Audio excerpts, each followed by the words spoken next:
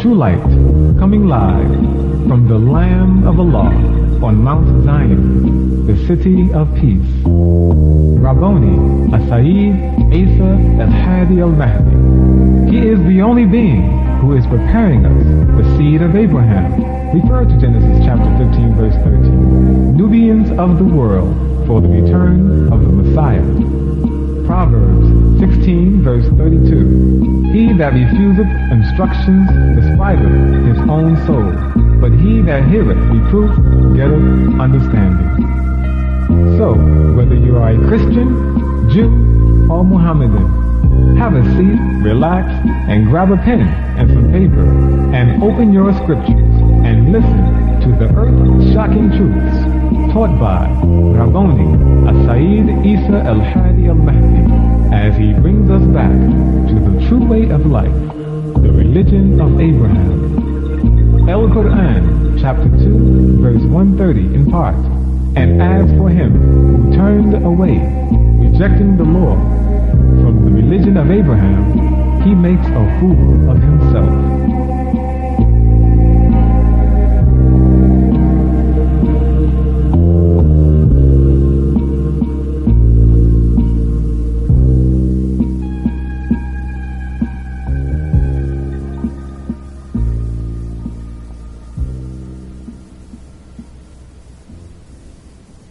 You are now listening to The True Light with Sayyid Isa al-Hadi al-Mahdi.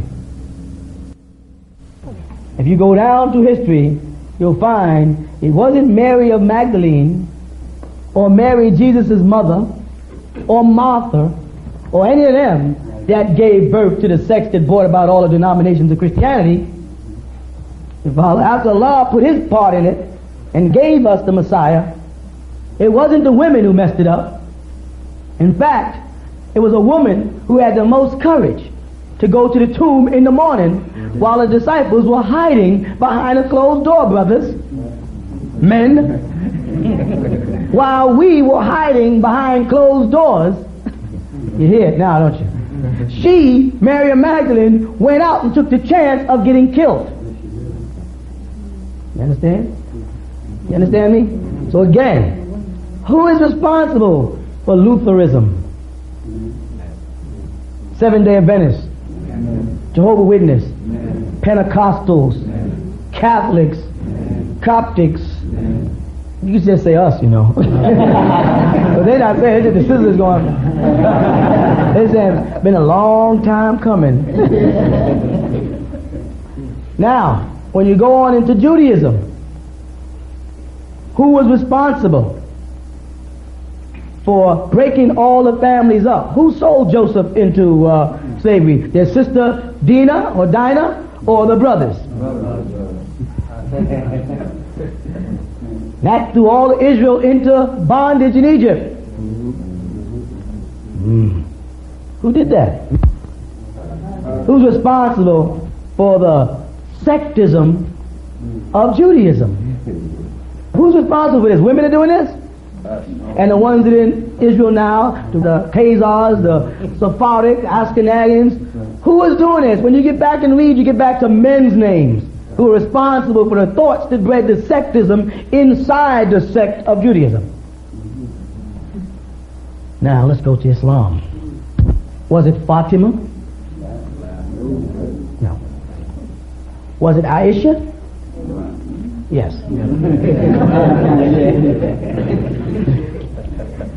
Got to that time. Was it Khadija? No.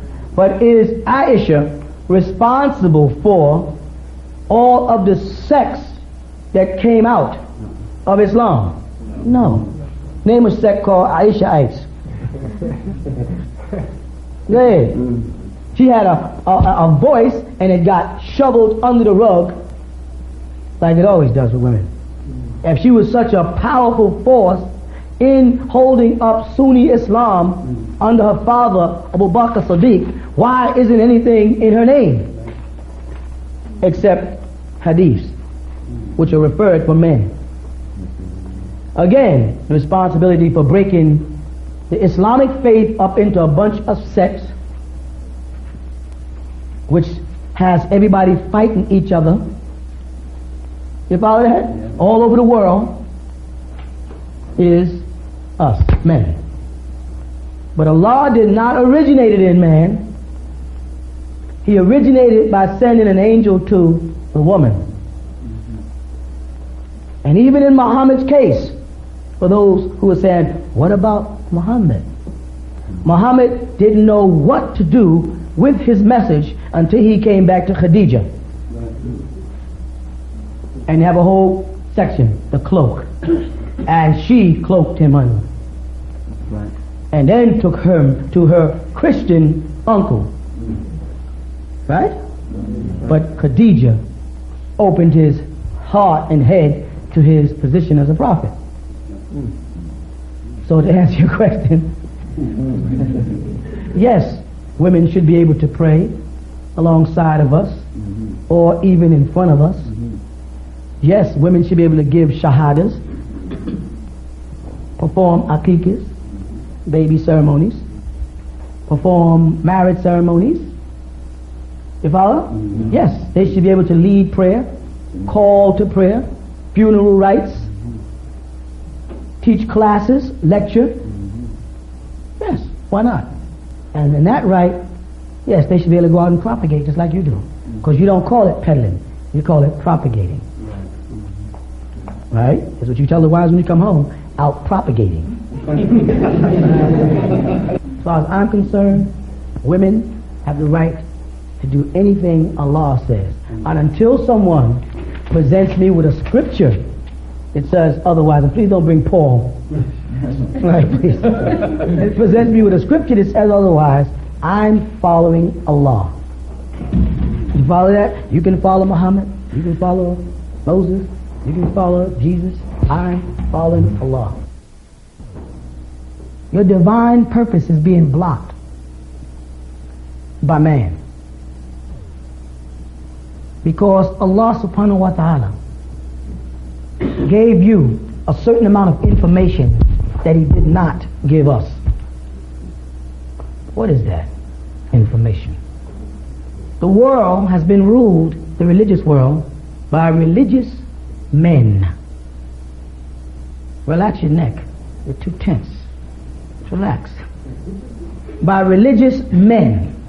The rabbis were men. The swamis, the gurus were men. Right? The imams, the sheikh, the maulana, the muftis, the effendis, the shahs, the sayyids, the sharifs, the mahdis, men. The mujaddid, men. The messiah, prophets, men, but there's women that they never mention. There's 3 women called prophetess in the scripture that they just jump over like it's a hurdle. But Allah subhanahu wa ta'ala left you women with a divine path, something that you have to teach us. A question that has popped up to me since I've been teaching. I've answered it many times, but for some reason, even though I've answered this question many times, it always seems to get asked again. I don't know why, and then it dawned on me. Because a woman teacher has to explain it, not a man. You know why? Because I've never had a son and a daughter. I have children through my mates, but I personally never carried a son or a daughter in me for 9 months. Right, brothers? Now, women don't understand it unless they have a son and then a daughter. So they can't teach it. You'll understand the difference in what a male child does to the woman's metabolism and what a female child does to a woman's metabolism only if you can have a male and female child. Other than that, we men do not know why she freaks out more after a female child than she does after a male child. She feels it in her body, the chemical reaction that it has a female child versus a male child. I can't teach it. I was asked, why do they say 40 days for the male and 80 days for the female, which of course the Torah, Leviticus, only says 7 for the male and 2 weeks for the female, so the point is still there, Leviticus 12. Correct? It's double the time. Again, the point stays. Why double for the female and not double for the male? People ask me for years. I said, well, because when a woman gives birth to a child that's a female, she takes from every part of her body. Everything from a nail growth, because women's nails grow different than men. If you look at a woman's hands, you can tell. You understand? The way a woman's heel on her foot grows, the curve here, is different than a man's. The arch is different than a man's. The bone structure in their face, though some women look masculine, the bone structure in the face is different. Not to mention mammary glands, fallopian tube, uterus, etc., etc., etc. But these things the woman has. So when a child that's a female is being shaped in the womb with the X chromosome, it takes from every inch of body. Takes off from up here. It drains some of the brain fluids post-mortem. So after she has a female child, she will give you a rough time, brother. She is freaked out. She don't even know why she's freaked out, but she is freaked out. It's something she feels. With a male child, it's half the problem. Correct? Now, I've answered that question as a male teacher for years. Yet people have been asking me the same question over and over again. Even though I've answered it in books, in the sex life of a Muslim, I've answered it, it's been answered. But it still gets asked again and again and again to me.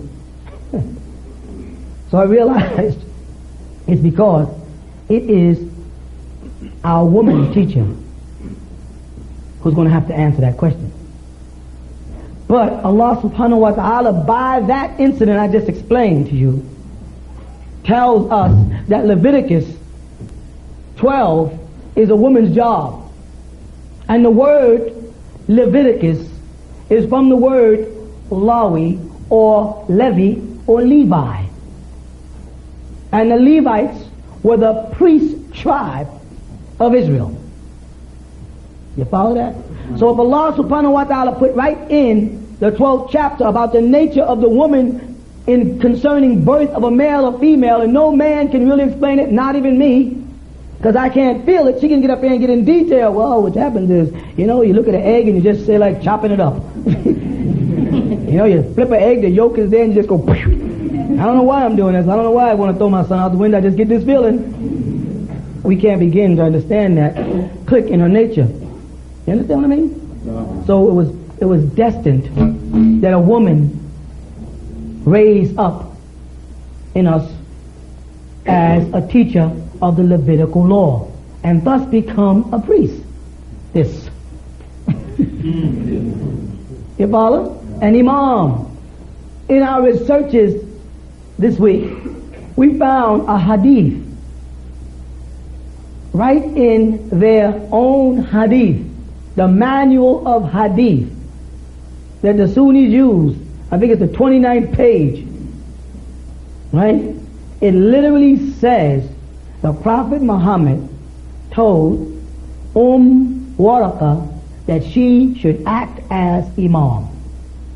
It'll be you'll have it on a piece of paper soon, just for fun. So you can go nah. Right? He literally said to act as an imam. And they use the word in there, imam. They didn't even put it in feminine.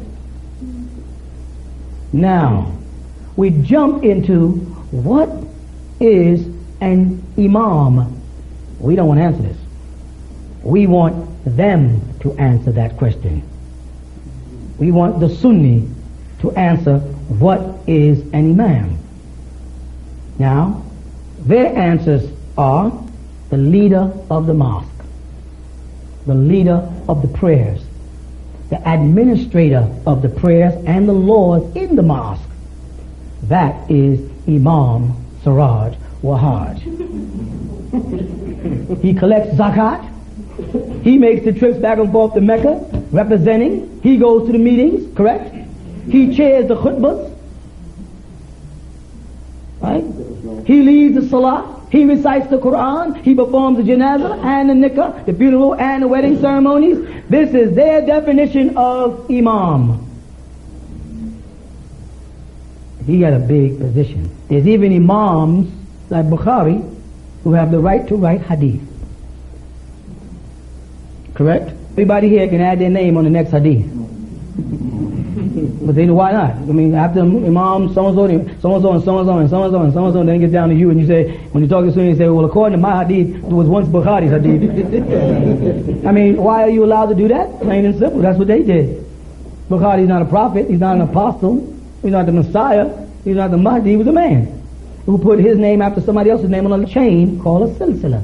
One of these things. And at the end of that link, he added his name. But somewhere along the line, the Sunnis stopped adding names. But we can. We get to that point, we add our name. Say, well, according to me, in this hadith, in the Sunni, say, you can't do that. Why can't I? Show me somewhere in the hadith where it says I can't do that. This is something you did. But ask them to define an imam. And once they put the writing on the wall of what an imam is, then and only then do you present them with that hadith. Don't go running to them now before you guys say, but I got one. Wait. And let them tell you, this is what an imam is. And then you say then, when did y'all start disobeying the Prophet Muhammad? Because somewhere along the line, because I can travel throughout the Islamic world today, and I don't find any female imams at all.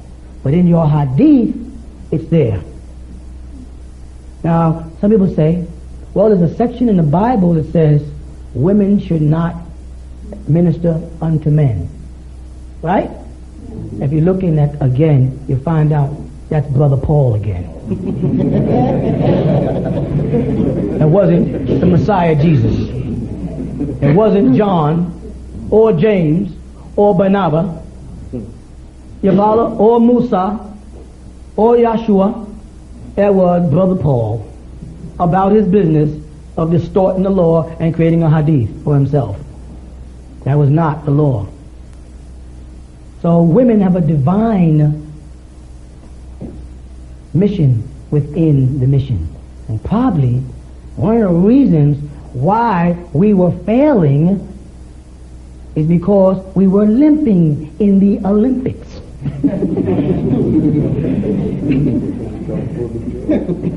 Because if your right leg is severed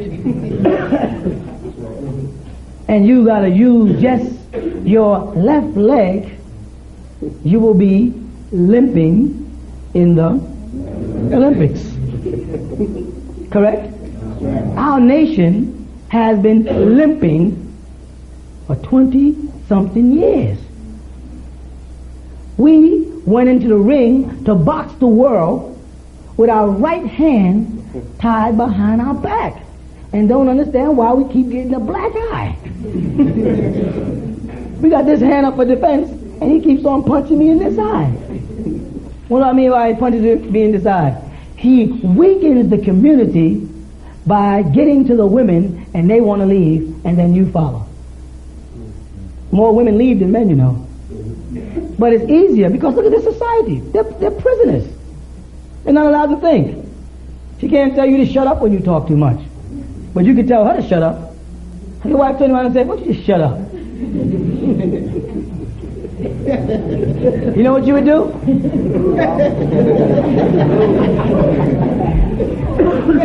You would, I know that the men are laughing because they really think they got it figured out. You would get into a fight. See, you thought I was going to say you knock her out. You don't really know if you can beat your wife. You don't really know it's because she's been told to let you do that. Now just suppose when you swung, she grabbed your hand and bent your little pinky finger till you was on the ground. How would you explain that to us, brother? Because in the years that I've been in this community, I've seen brothers come back with scratches and say, well, we got a little scuffle. I said, little scuffle? Little scuffle? I mean, how did you get this cat? Without the ducking and bobbing and weaving and made me do all this stuff else. How did you get that close? Well, you know, she snuck me. A woman snuck you? Yeah. She snuck me. And when I woke up, I told her, I'm going to kill her. Did you kill her? Oh, well, I had to go find something to put on my eye first. Suppose she does beat you up. We'll never know how powerful she is because for centuries the concentration has been on suppressing her. I'm not saying I want no wife lifting weights and becoming muscular. I'm quite sure you don't want no wife looking like Arnold Schwarzenegger. Maybe some of y'all, I don't know. But not everybody. Right? But you will never know how much they can help us as long as we don't allow them. We're never going to realize how slow we're moving until we put that other foot down on the ground and take that other hand from behind our back. You understand? And get on the ball. Allah will make Himself clear. That's why I said that a woman has to interpret Leviticus. That's clear. That men are doing it, but Allah made it clear that the only being other than a woman that could understand that would be Allah. How can a man ever understand? Only Allah other than a woman could understand that. That gives you a clue there that that's divine. You follow? And then that also gives you a clue that Allah's nature goes beyond the simple He. Him. The man Allah. And that's what gave people in Nation of Islam the right to personify Him in one individual man. He. And that's going to take a long time, as I said, personify Him. Because it's been drilled, the curse has been drilled in us. Who decided that the word huwa had to be male and hiya had to be female? Like I said last week, khalifas are male, but they have tamabuta on it, which is a mark of the female. Right in the Quran. We are responsible for distortion. Allah is the source. You can make Him a man if you need that man. I don't need it. I don't need to give Him a gender to make me feel great no more. I did. It's like most men do. I don't need to see Him as a man with a beard. You know what I'm saying? To feed my ego. I see the Creator. That's why you'll find I use the great soul a lot of times now in writings. The great soul. That great could be great in time or in size.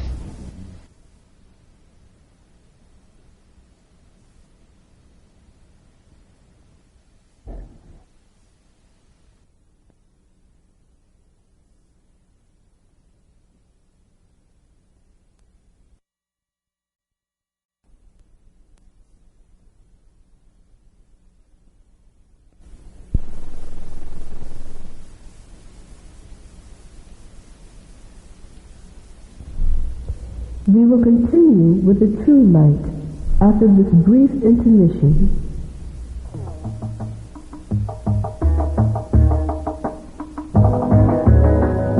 Nubian incense.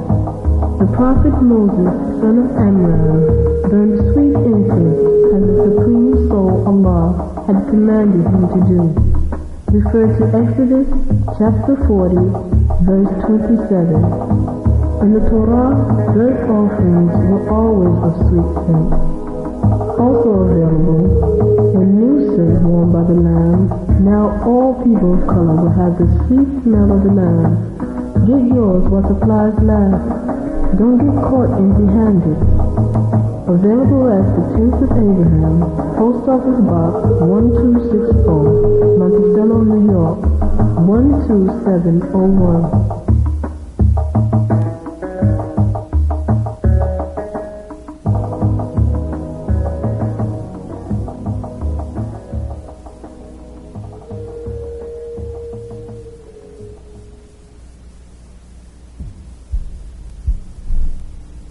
Now let us continue with the true light.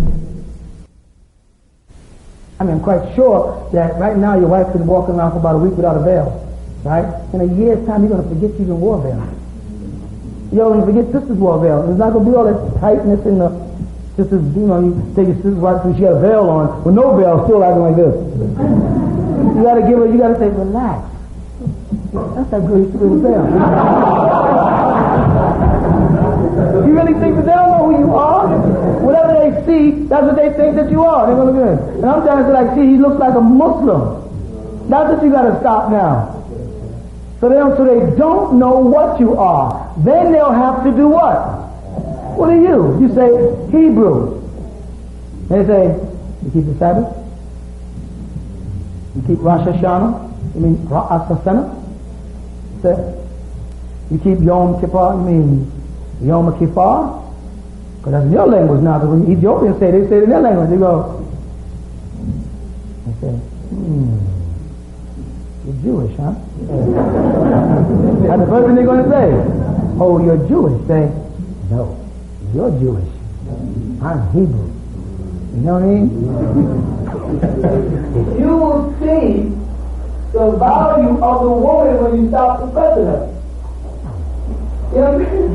We suppressed her because we didn't have any manhood. Because the white man took our manhood away. You follow what I'm saying? So we gain our manhood by condescending conversation. So her like, shut up. You know what I'm saying? I'm going out. Where you going? This is not going. Where the hell are you going? You got to be back. And we feel with that type of dialogue, we're man. Yes? I knocked you out, woman. Talk back to me. Don't raise your voice when I'm talking. Like you're wrong. Right? And we have stifled ourselves unbelievably by that practice. All I'm saying is, don't tell me you don't love your woman. I'm not buying it. Without playing.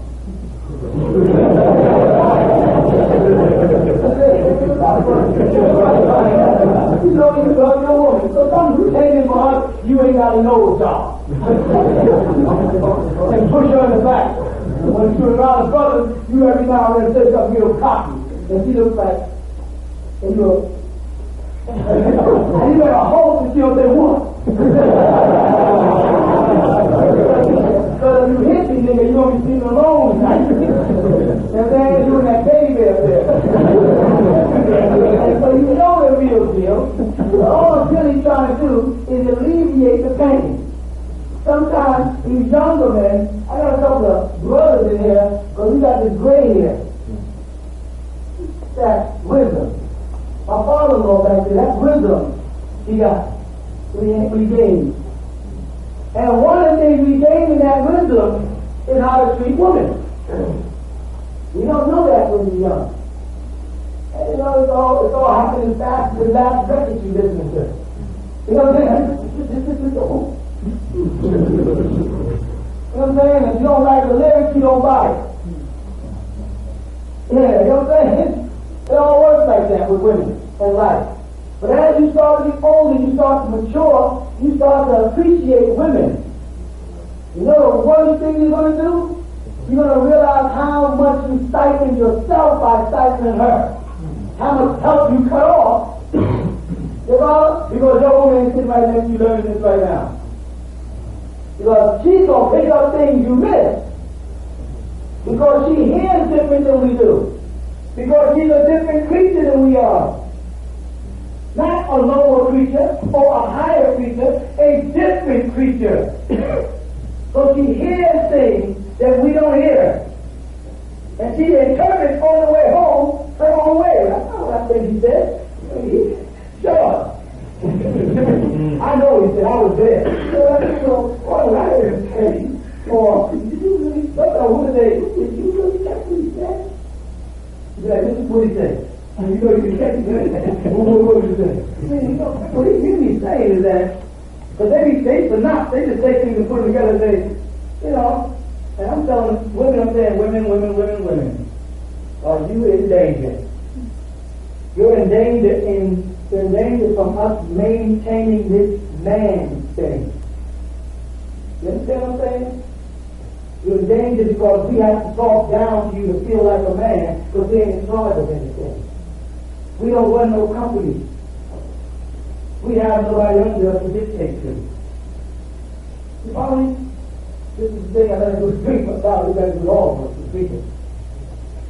And so we have to talk to women like, women. You know what I mean? You got to say what we call cocky. None of you want to feel close.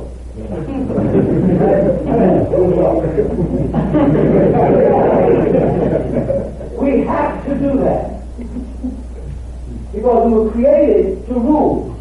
And our rulership was snatched from under us by the devil. So now we don't rule nothing. So we come home drunk and beat the heck out of our kids.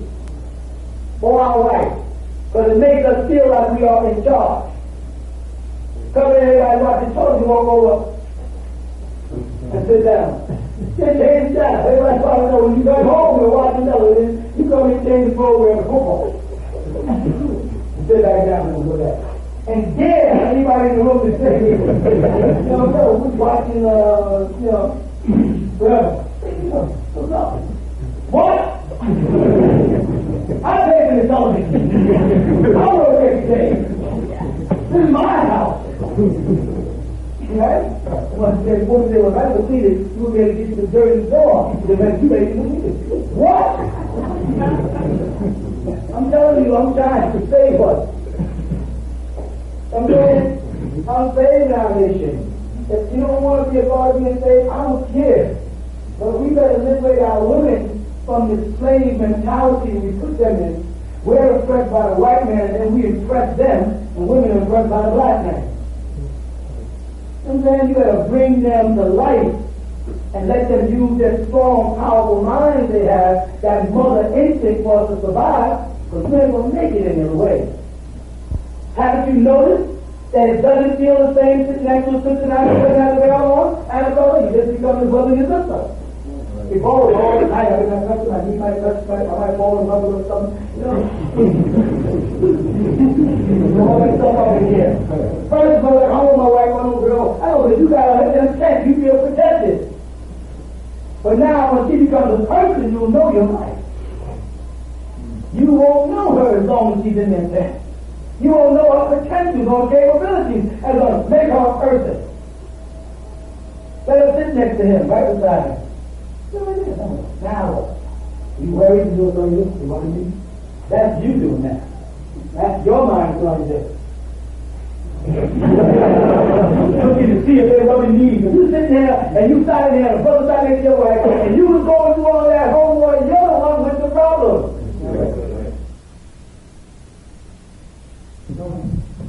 You're telling the disciples that the woman is going back into man because that wasn't the beginning, so it's out of being independent. Right. And this is because the hormones are not being stimulated by the male. Exactly. Now the question is, how do we get the woman back? How do we stimulate the woman? And I have another question. Can I answer that? I'm not that bright. You're a lot younger than me. Let me answer that one and I'll get jealous. That we're already doing that by taking these veils off and giving the women their femininity back. You follow what I'm saying? By putting the pictures out of the females of the scriptures and putting an image back in where women want to walk better, because we have sisters who walk like men and they're covered up and their hair's covered up, they don't wear makeup, they don't do their nails, they don't care. And that was our fault, right? And so by taking them and bringing them to this new identity, the women feel better about themselves, eventually the husbands feel better about their wives, and that femininity starts. We were talking about young hip-hoppers and how young girls wear sneakers like men and clothes like boys and hats on the side, hang on the corner together. There's no close dancing. They don't listen to slow music. Everything is, they don't even have to learn to dance. Do you remember when you had to learn how to dance? Huh? They don't go in rooms to learn how to dance. They just get in the party, and if it falls within one of the beats on the track, it's cool. We had to learn how to dance. They said, we got a party, man. We got to go learn this dance this week. They lost all of that stuff. You know what I'm saying? They lost a sense of color. They don't even try to match. You be saying, I got no brown socks, man. I got brown shoes, brown socks. These boys come out with aquamarine on, purple. Iridescent stuff don't match. Jackets baggy, pants tight, pants baggy, jackets tight. Nothing that makes no sense. That means like the statue on the walls, the demagogues of London, England, and then the Arabic on the temples of Africa, as it's called today, what was in our soul is now being replaced with what's in their soul. And what's in their soul is now being replaced with what's in ours, because now they're starting to build massages all over the world. Right? And so-called Muslims are starting to come live in the Western world. You follow? I'm saying that to say now the children, through the music and their outlook, have lost their souls. They're becoming demons. There's no affection. You know, it was like hay rides, and we go to parties, we had the leg all stop, we went in Latin, you know, or the hustle, or the bus stop, and I'm giving you some recent stuff, because it goes back to the twist and the, you know, and the cha-cha here, and the 2 foot and way back there. Now I can go back further to Lindy Hop and the wall. I might need some of y'all, though. I don't know. Most of y'all are younger than me, right? But they had a purpose and everything. We dressed a certain way. We went out, everybody partied a certain way. You can go to the beach and didn't have to worry about getting shot up. You went on a picnic and you just went on a picnic. Over people have fun together. Nowadays, you go to a picnic, people got to have guns there under the blanket just in case some young creeps decide to come down for this pier on the beach and mess with y'all. You know what I'm saying? You can't go bike riding. Somebody snatch your bike. Tens of us get together on Saturdays and rent bicycles and just go bike riding. Remember that? So we got to try to give this stuff back to our kids, the beauty. In other words, we're a dying species. You know what I mean? We were very happy people. Even when we didn't have no food because the oatmeal box was empty, or the grit box, you know what we did with it? Turned it into a drum. When the toilet roll got empty,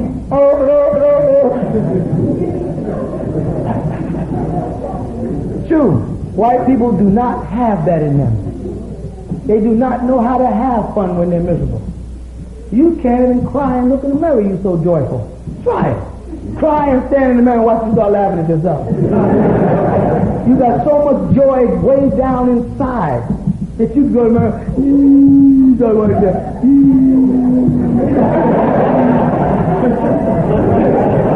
Start checking out your beauty and stuff. Someone knock on the door, you alright? But that's us. That is our nature.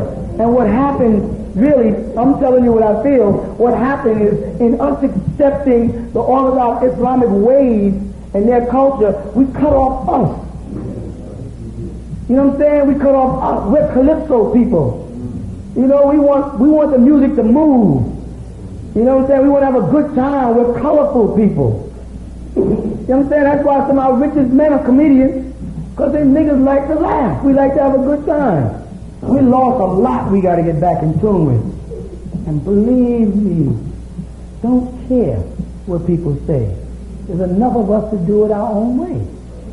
Just look at us. We can do it our own way. We can create our own everything. Everything there is, we create it. As long as we do not disrespect the laws of Allah. As long as we stay on the laws of Allah, there's no limit to what we can't. Well, there's a limit, you know. Don't get stupid. But you understand what I mean, right? So we're doing that already. And now we got to concentrate on the boys. Because young boys are egotistical like you wouldn't believe, this younger generation. Can't tell them nothing. They don't know nothing and can't be told anything. Try to have a conversation with them, you hurt their feelings. You try to correct them, you insult them, their feelings get hurt and they regress down to a kid. Just trying to tell me that's stupid. You just get ready to shoot somebody with an AK-47 a minute ago, now you're standing like a little boy. That's how they are. It's a mess that white man has got deep into our minds in this generation and messed our heads up. They got to learn how to walk. They walk like gorillas. You know, they walk like gorillas and stuff. They act cocky and we got to change all of that. We got to, you know, we got to change our whole value system for our younger generation.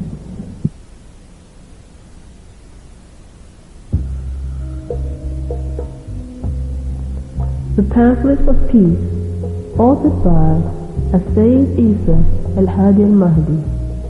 Available now are edition numbers 20, The Pale Man, 27, The Fast of Ramadan, 64, Secret Society Unmasked, 87, Final Messenger, Christ, the Final Word, 104, Halloween, the Devil's Sabbath, 105. Fallacy of Easter. 133. Purity and neatness. 133. Maintenance of health. 155. Al-Quran in parts 1, 2, 3, and 30. 170.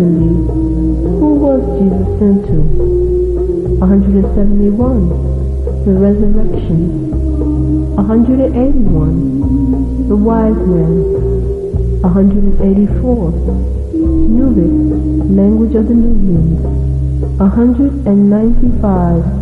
The Book of the Five Percenters. 198. 360 questions to ask the Orthodox Sunni Muslim. 216. The Book of Revelation, Chapter 11. 216. The Book of Revelation, Chapter 1. 216. The Book of Revelation, Chapter 13. 216. The Book of Revelation, Chapter 18. 216. The Book of Revelation, Chapters 21 and 22. Order now while supplies last. At the Tents of Abraham, Post Office Box 1260, Monticello, New York, 12701.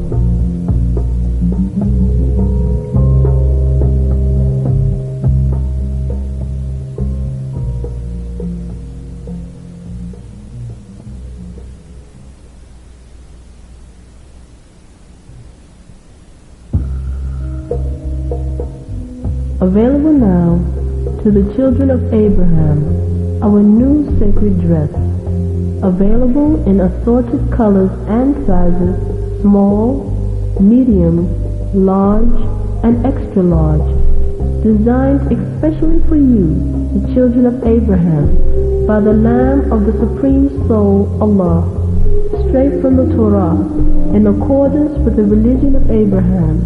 Refer to Genesis chapter 3, verse 21. This is the dress referred to in the book of Isaiah, chapter 52, verse 1, as the beautiful garment. Come to the tents of Abraham and purchase the garb of Mount Zion, the garb of righteousness, along with other religious artifacts that have and must be blessed by the true Rabbi, Sayyid Isa al-Hadi al-Mahdi. Or you can order now at the Tents of Abraham, Post Office Box 1260, Monticello, New York, 12701.